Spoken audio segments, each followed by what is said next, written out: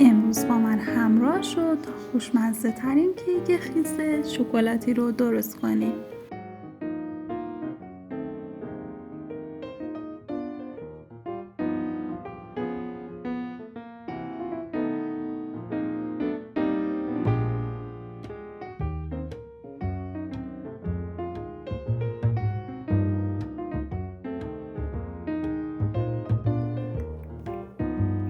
سلام بچه‌های عزیز.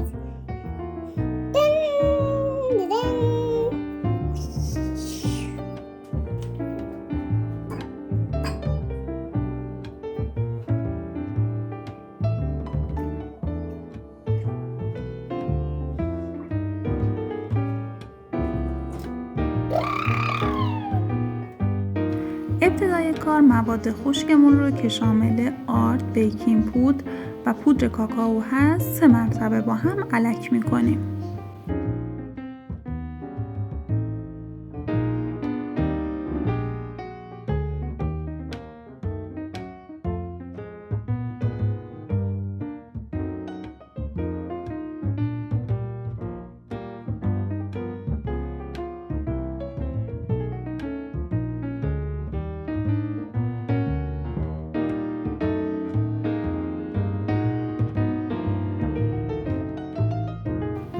بعد از اون نوبت اضافه کردن تخم مرغ. برای تخم مرغا باید زرد و سفیده از هم جدا بشن.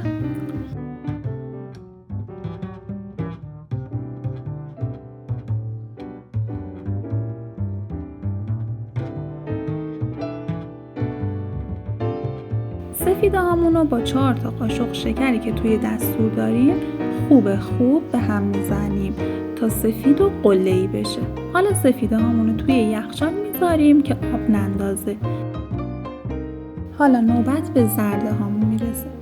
زرده با مقدار شکری که باقی مونده و وانیل به هم میزنیم تا کرمی و کشدار بشه.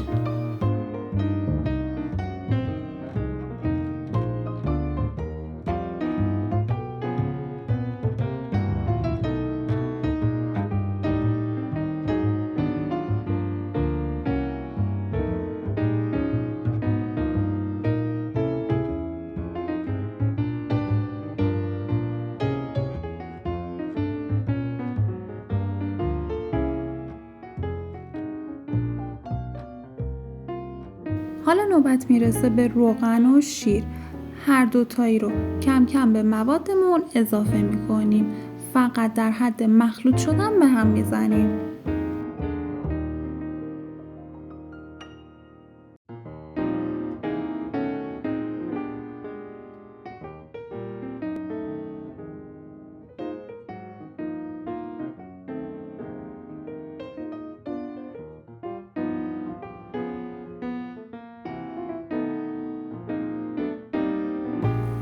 حالا همزن رو کنار میذاریم.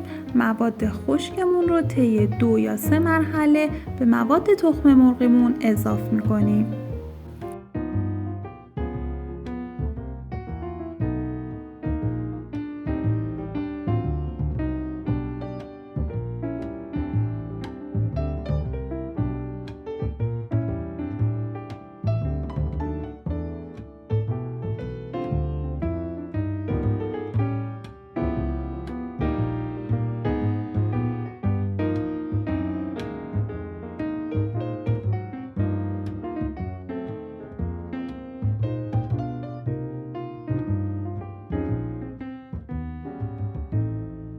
دورگیری رو فراموش نکنید. توی همه مراحل کیک حتما باید دورگیری رو انجام بدین.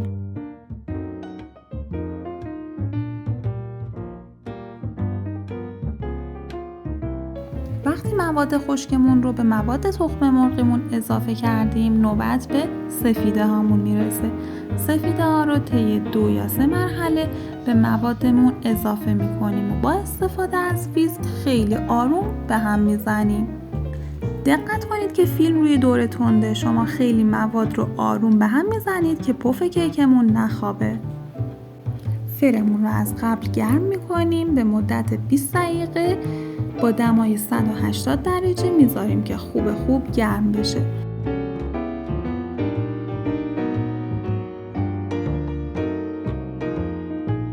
نوبت اضافه کردن مواد به قالبه. قالب رو با کاغذ روغنی یا روغن جدا کننده چرب میکنیم. موادمون رو به قالب اضافه میکنیم و قالب رو 2 مرتبه روی میز کارمون میکوبیم که حباب هوایی اون خارج بشه.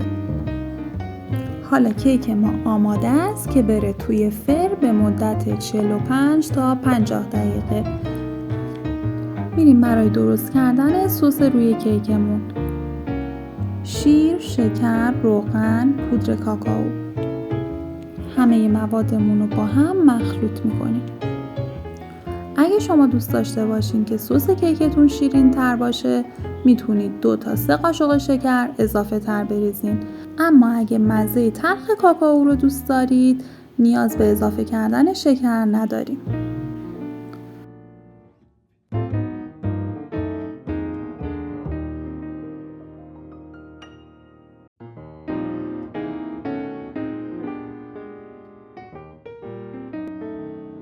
سسمون رو روی شعله میذاریم تا وقتی مواد به جوش بیاد کافیه.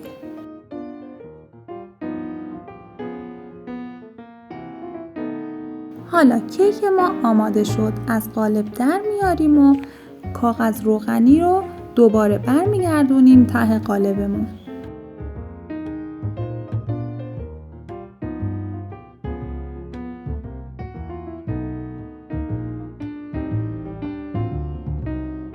کیکمون رو به 6 یا 8 قسمت مساوی تقسیم میکنیم و دوباره به قالب برمیگردونیم.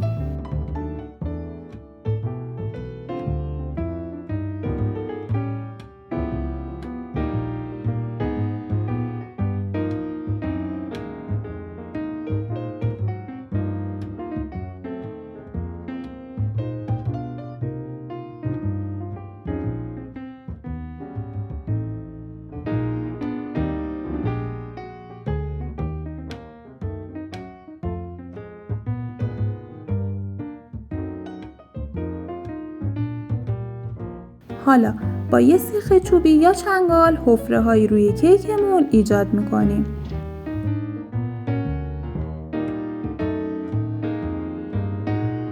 سسمون کامل خنک شده، اما کیکمون هنوز گرمایی توی خودش داره. سس شکلاتی رو کامل به کیکمون اضافه میکنیم. همه جاشو با سس میپوشونیم. اونو توی یخچال میذاریم به مدت 8 ساعت که خوب سس به خورده کیکمون بره.